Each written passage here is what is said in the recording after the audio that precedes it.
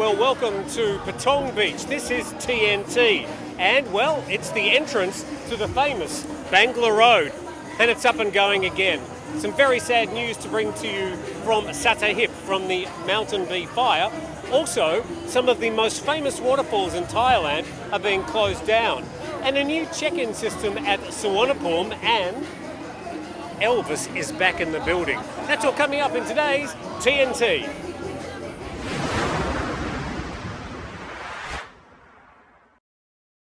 Thank you very much for dropping in and saying hello to another TNT. Great to have you with us, friends, as we look at a brand new week and a few stories over the weekend. If you get an opportunity, really appreciate it if you could subscribe to the channel. That helps with all the algorithms and YouTubey things. But let's get started with today's main stories. And we start by heading back to Satahip, to that horrendous fire back on August the 5th, and the fire has now claimed its 22nd mountain bee victim, according to Thai PBS World. The main key in this story is the death toll has now risen to 22. The latest victim identified as a 30-year-old called Ladawan, who leaves behind 2 children. So the article says on August the 23rd, a campaign was launched on social media seeking blood donations for the victims. Key point here, 18 of those injured are still hospitalised, including 6 on ventilators. And we can only wish those people all the very best. Sadly, the people on the ventilators may not have a good outcome heading their way. And a 28-year-old engineer was the 21st victim who died yesterday at the Nonthaburi Hospital. So that's the latest in that disaster in Satahip, which is just south of Pattaya. All Thai people involved in that conflagration, a horrible disaster, and it spurred a big check on fire safety right around the country, including here in Patong. We noted some big fire drills a few weeks ago, and also up in Bangkok, where I think they identified 68 places which needed to be inspected, but were left open at the time. But at least a lot of attention on the fire situation in some of these basically big barns, and hopefully this disaster might save some more lives in the future. To another story in Nonthaburi, this from The Nation, and Sunday morning adventures as a car flies out of a Nonthaburi car park, and as you can see, the car has left a sort of a 4-metre wide slash in the concrete barricade there, which is meant to stop cars, of course, going over the side from the car park. And you can see the car there on its roof on the ground. The driver only sustained minor injuries, some neck sprains, but nothing was broken, so very lucky to survive. But I noticed on the next page, it says, the car was seen speeding towards the wall and crashing through it to land on the road. Of course, police have yet to question the driver about his motive, but I'm pretty sure they'll have some pretty key questions. That happening in Nonthaburi, which is sort of northwest of the main city centre of Bangkok, and across the river onto the western side. That happened yesterday.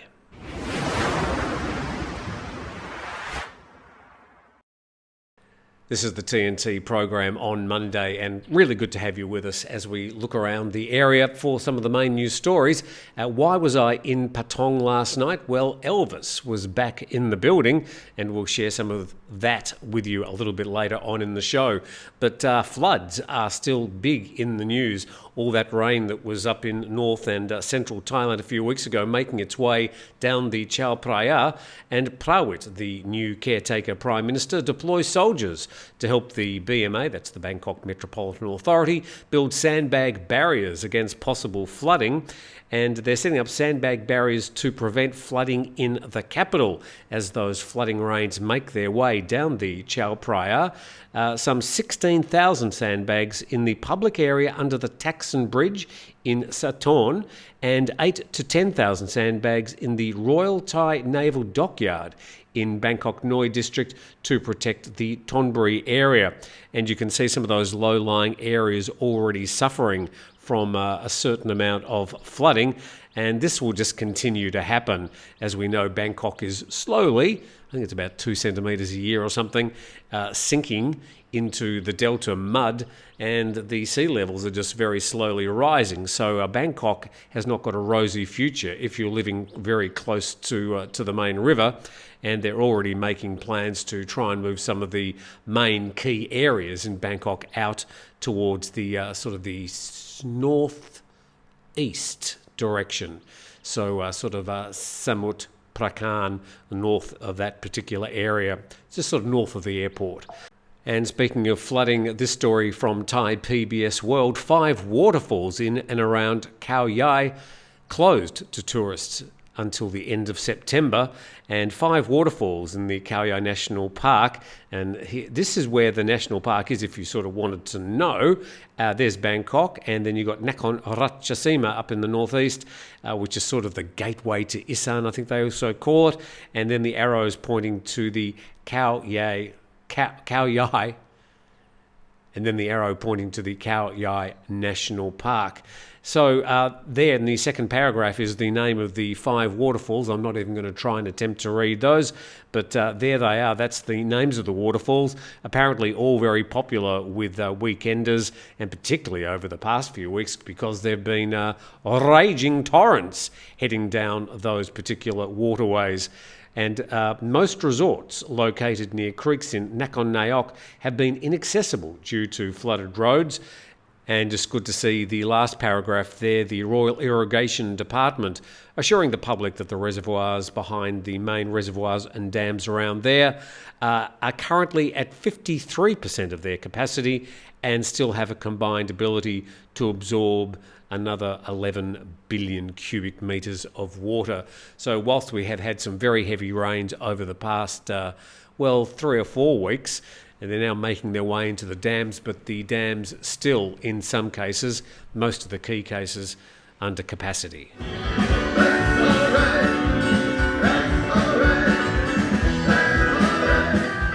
So just a very quick report where I was last night. It's the 45th, this month is the 45th anniversary since the death of Elvis Presley.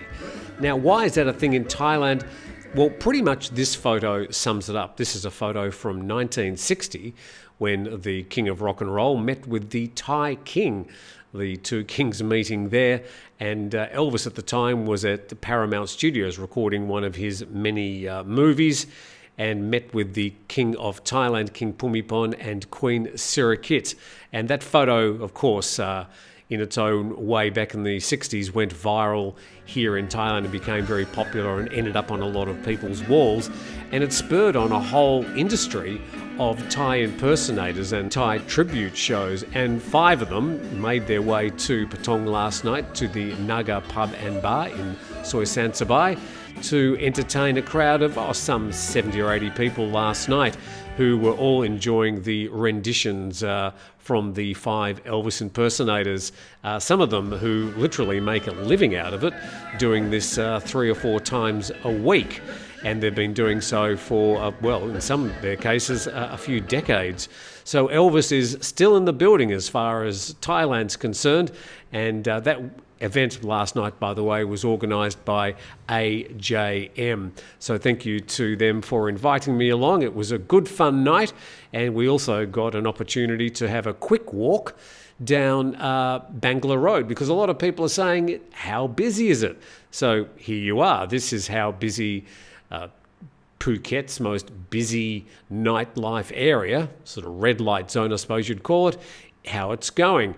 And all I can say is that pretty much everything along the strip was open, and looking down some of the side roads, it looked like it was doing fairly good business as well. At least the lights were on. But I've been to Bangla Road before. Of course, every single friend that comes to Thailand to stay with me for a few days says, we must go to Bangla Road. Okay. So heading down there, but I would estimate the traffic there at the moment is only 30 to 40% of what I've seen on really busy nights in the past, pre-2019.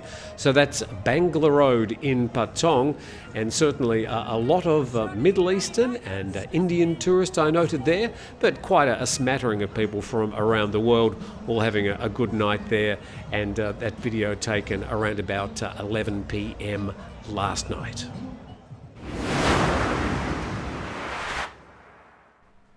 To a story about currencies, and we're always fairly attuned to currencies here in Thailand because all the tourists coming here and a lot of expats are comparing their currency against the Thai baht. So this story grabbed my attention from Thai PBS World. The Myanmar kyat exchange rate reaches record low, and that story says that it's got as low as $1 to 3,400 Myanmar kyat. Well, I thought, well, that's interesting. Let's just check that as I check some other currencies just to see how they're going. And if we check xe.com, which I sort of use most days when I'm checking currencies, they seem to have a different answer, but it still shows the same thing. That chart there showing the US dollar to the Burmese kyat. It's a 5-year chart, and it shows how at the moment it's reached, well, it hasn't reached 4,200. I'm not sure why they're saying that, but XE, which I would trust, says it's reached 2,110 kyat, but still certainly the highest it's been for a long time. So I thought, well, while I'm here, I might just check a few other currencies. Now, a lot of people thinking that the Thai baht is tanking, but it's really only against the US dollar. We check some other charts. This is the British pound to the Thai baht, again, a 5-year chart.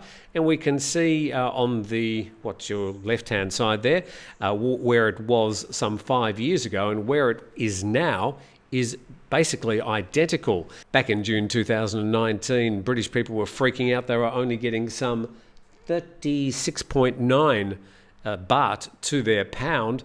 But then back in October 2021, they were getting as much as 46 Thai baht to their pound, but now it's settled back to some 42 baht 0.45 to the British pound.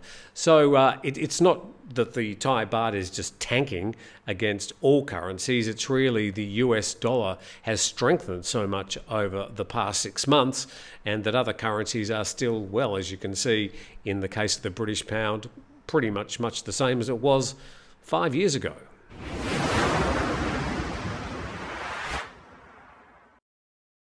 You're watching the TNT program. It's Monday, the first day of the week. Thank you to those people that joined us on Saturday. We had a little bit of fun. I'm not exactly sure what to do with that Saturday program. Some 200 or 300 people join in during the show, and it's great to get together. We'll probably keep on doing that until I can figure out exactly what to do with the program. You might have some suggestions, and I'd be happy to hear those as well. Let's check around the region, and the Straits Times has got 3 or 4, well, I suppose you could call them climate stories on its front page. This one, the lead story, India sees less rice planting due to deficient rainfall and disease. In another story, it says that Pakistan's south braces for deluge from swollen northern rivers. And then this story, a heat wave and drought in China has far-reaching implications and more problems lie ahead. The story in the Straits Times from Elizabeth Law, and extreme weather and drought in much of southwest China, largely centred in Sichuan province, has led to hydropower crunch whose effects are felt across much of China. So problems there, of course, leading to problems with their power supply, and that story is making its way into a lot of the media right around the world. China, with its own economic problems and its own COVID problems, because they keep on locking down entire cities because of 1 or 2 cases, but this climate problem, this drought, is really causing probably a lot more downstream problems for the Chinese economy that could reverberate around the world. And to our last story today, and this is from Thai PBS World, and Bangkok's Suvarnabhumi Airport will implement a passenger validation system called the PVS, because we all need another acronym in our lives, for departing local and foreign passengers at Terminal 4. That's the main terminal, from next week. And this is between the check-in area. So you've checked in and they've given you your boarding pass, and then you're making your way to your departure gate. But before you do that, you have to sort of go through the area where they check. So they used to take your passport and your boarding pass, and they'd you have to remove your mask, and because you have to wear your mask they expect you to wear your mask at the airport. Some people don't. So they check that your face is the same, and they check this. They're checking things that we don't even know. But now that's going to be done automatically through this new PVS. So I've seen them setting these automatic gates up for a number of months, and there's now fewer people because it's all going to be done automatically. And just another way that we get rid of staff at Suvarnabhumi Airport. Maybe they can move into the check-in areas at some of the counters.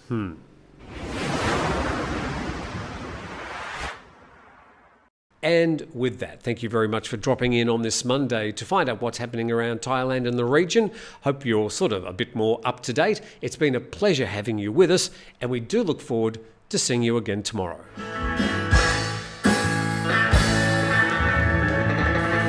Yeah, that's all right.